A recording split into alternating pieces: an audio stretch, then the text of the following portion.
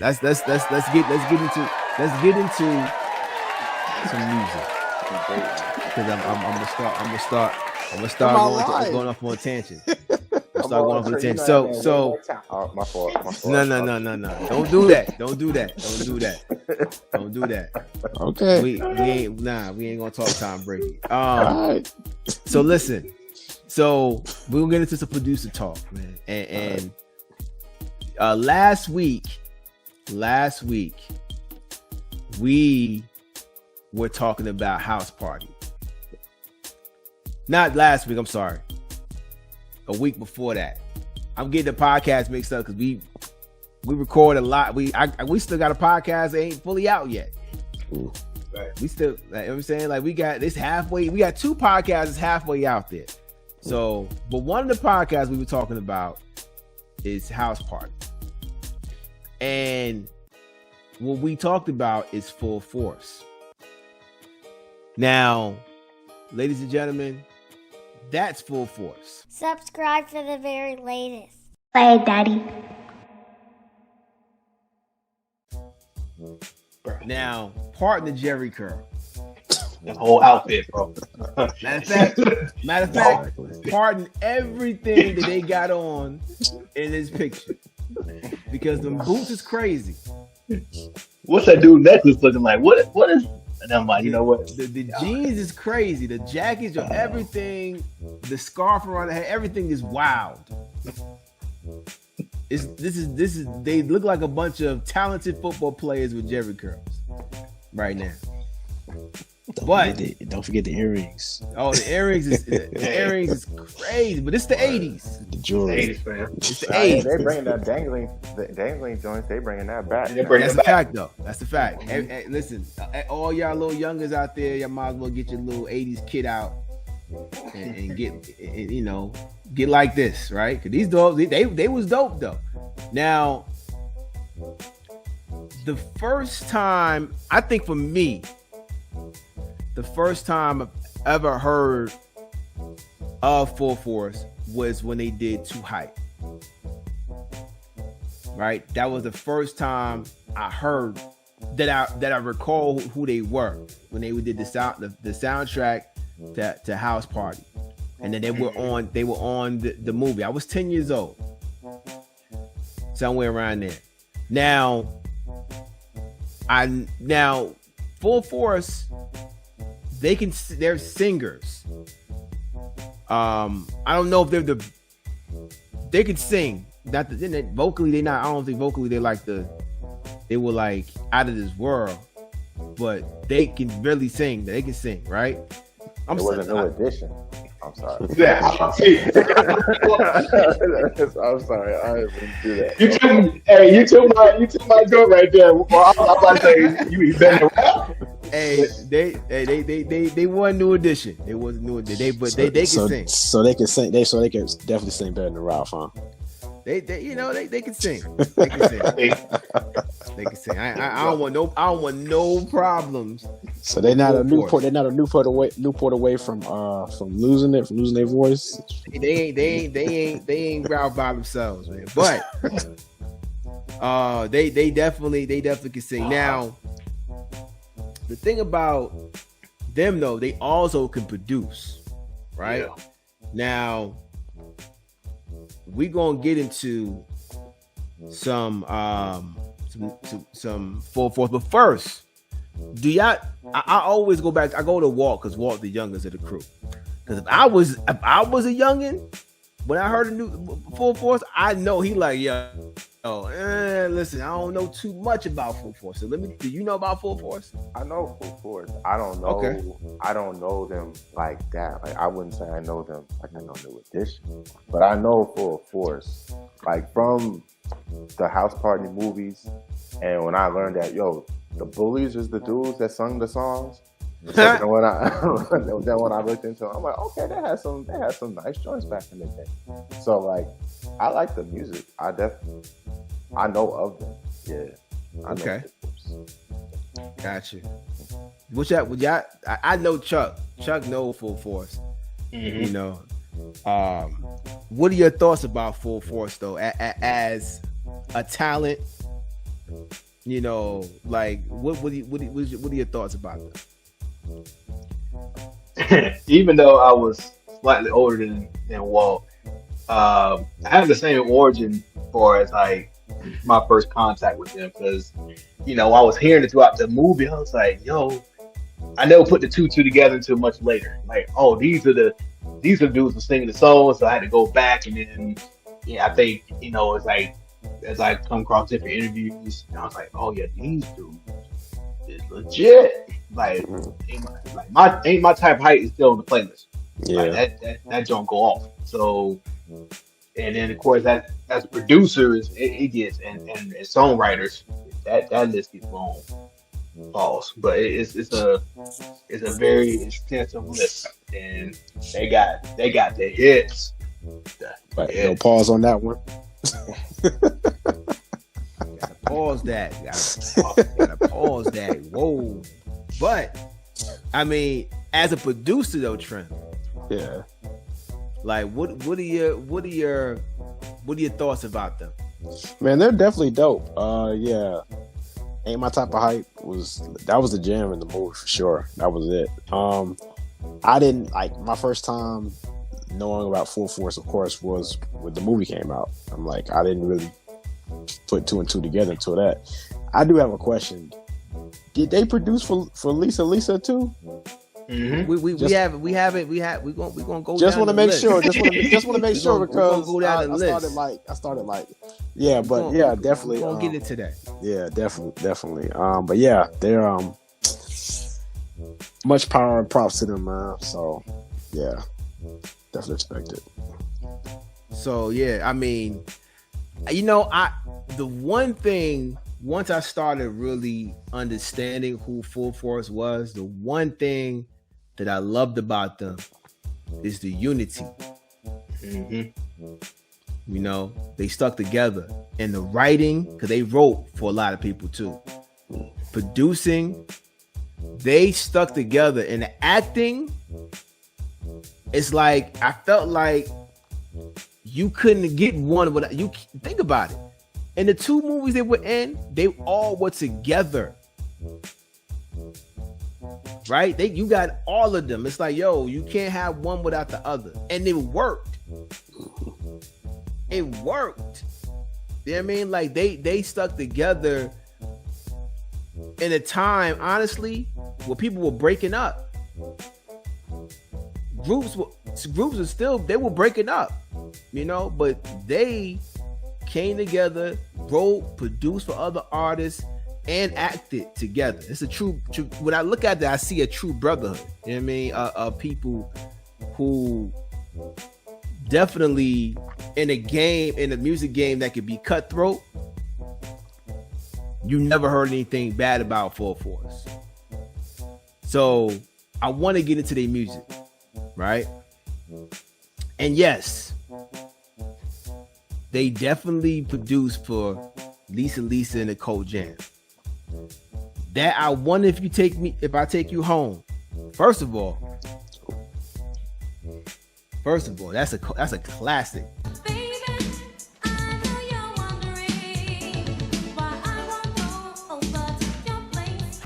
They wrote and produced that song.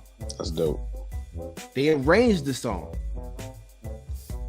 I mean, they did background on the song. That's Paul Anthony, Lisa, and Bow-Legged Lou sing on that song. So it's they're that song alone.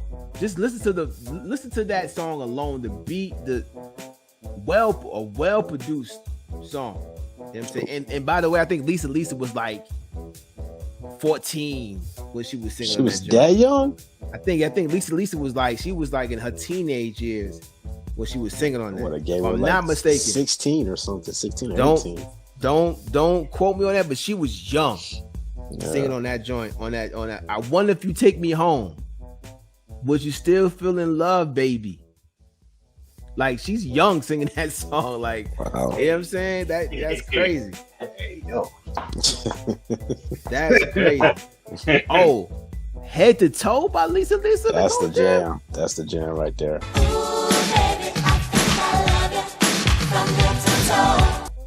That's definitely the jam. This Head to Toe by Lisa Lisa and the Cold Jam, like that they wrote, produced everything on that joint, man. Like, you just mentioned Can You Feel the Beat? Can you feel the beat within my heart? Can you see my love shine through the dark? That's the one you. Did I get to that one? Nah, go ahead. My bad. I'm jumping. Yeah, nah. I did not get into that. Don't forget they wrote for James Brown. Cause I'm James Brown with the full force. Ain't taking no lip.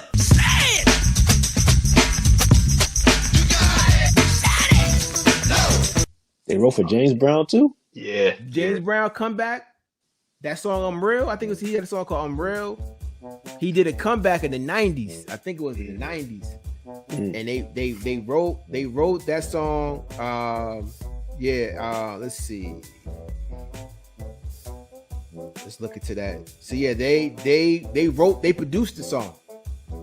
They produced, and do I see any written? Yeah, they produced that song. I don't know about the writing, but they did produce that song for James Brown called I'm Real. That's dope. NSYNC.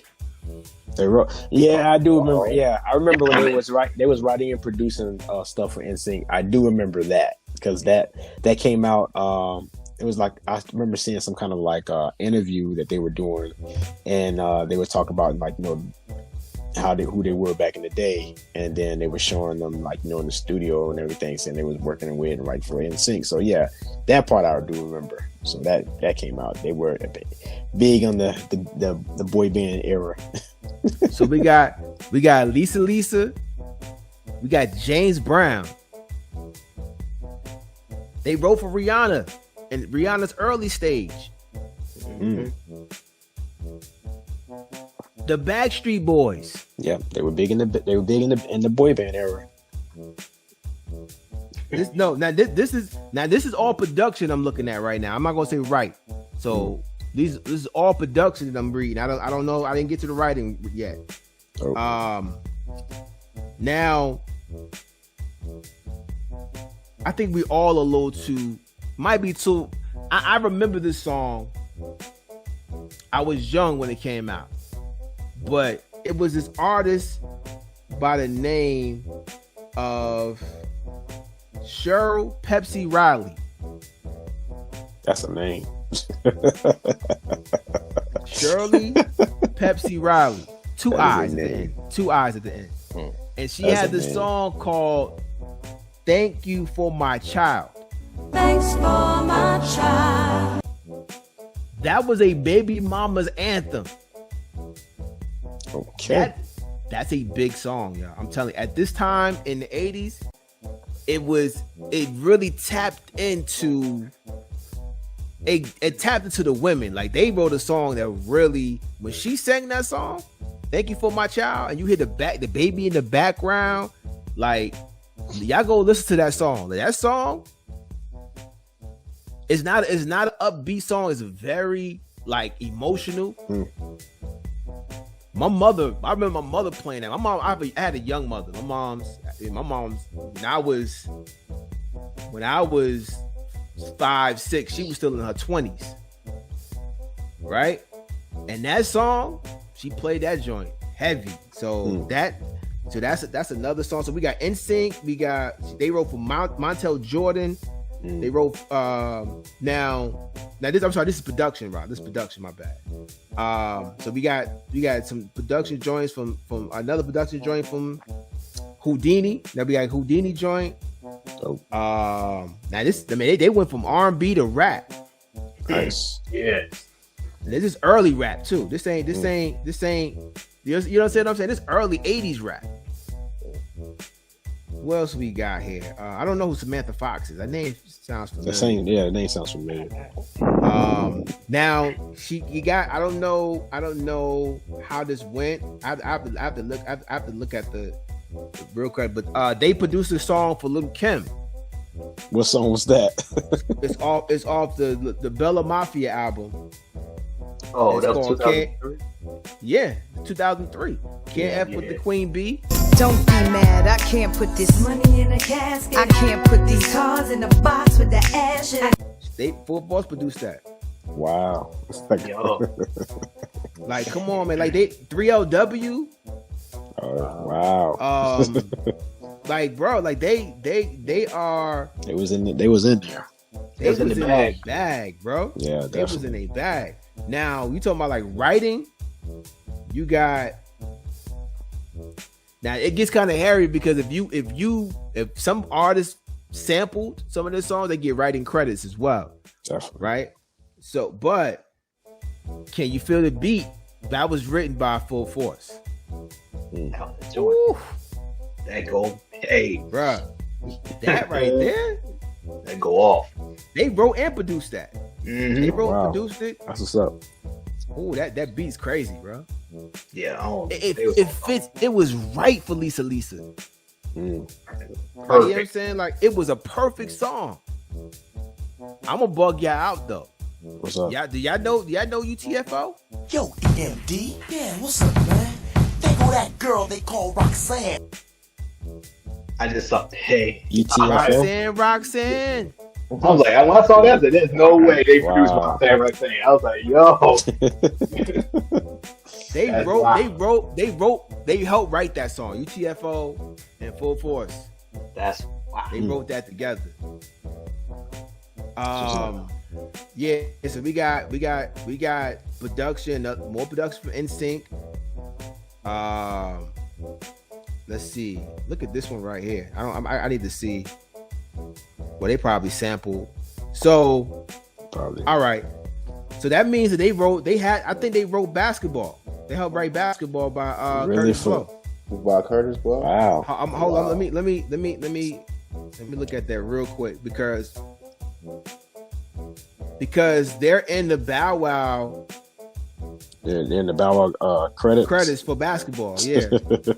Oh yeah, that's them. So you got Curtis Blow in there, but hold up.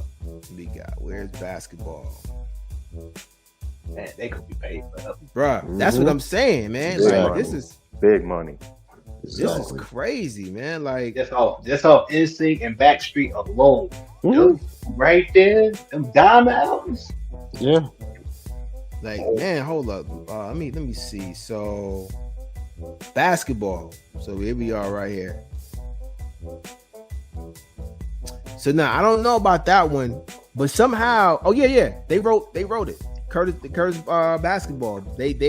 They're one of the writers in there for that song. Full Force is killing them, bro. Like this is probably, I'm gonna be honest. Out of all of the catalogs that we went through like when we did like producer talk. This is probably one of the most well balanced catalogs. That's dope.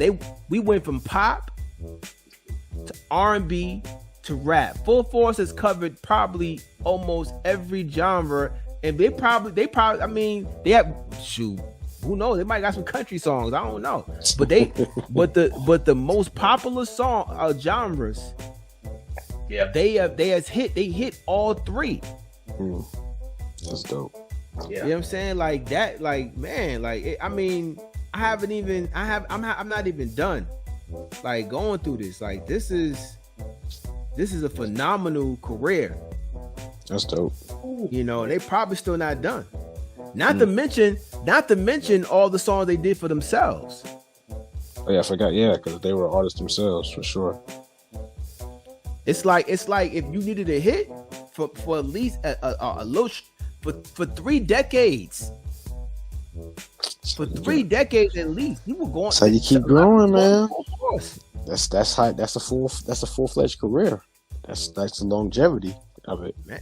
Man, bro, like shout out to Full Force, man. Full Force. Definitely. My problem. Y'all. Most definitely. But I tell you, I'm telling you, if y'all go listen to that thank you for my child, I'm telling you, that song was tapping into some females. They was in their feelings with that. You said they wrote and produced that? That was their artist. Cheryl Pepsi Riley. Cheryl Pepsi Riley. She was bad too. Shout out to Shirley Pepsi. Cheryl Pepsi Riley. Yeah, Cheryl Pepsi Riley. Yeah, I don't know. Pepsi is in quotes, so maybe she just like Pepsi. I don't know. That was an 80s thing. Pepsi was banging back then. I don't know. But yeah, shout out to Full Force, because in celebrating hip hop in these 50 years, you're not going to even think about Full Force. You're not. But they are probably more embedded in the fabric of hip hop than a lot of other artists. Like come on, that's early 80s from Houdini, Curtis Blow. That's the beginning of hip hop. One thing I do like is that the fact that when we talk about these contributions that a lot of these artists, these producers who were trailblazers that made, they also embedded themselves within the fabric of just music itself. Facts. So that's definitely something to admire when we're talking about celebrating 50 years of hip hop, because it's not just hip hop, but how much that they've woven themselves a part of just music in general. So that's good. Hey, fun fact though.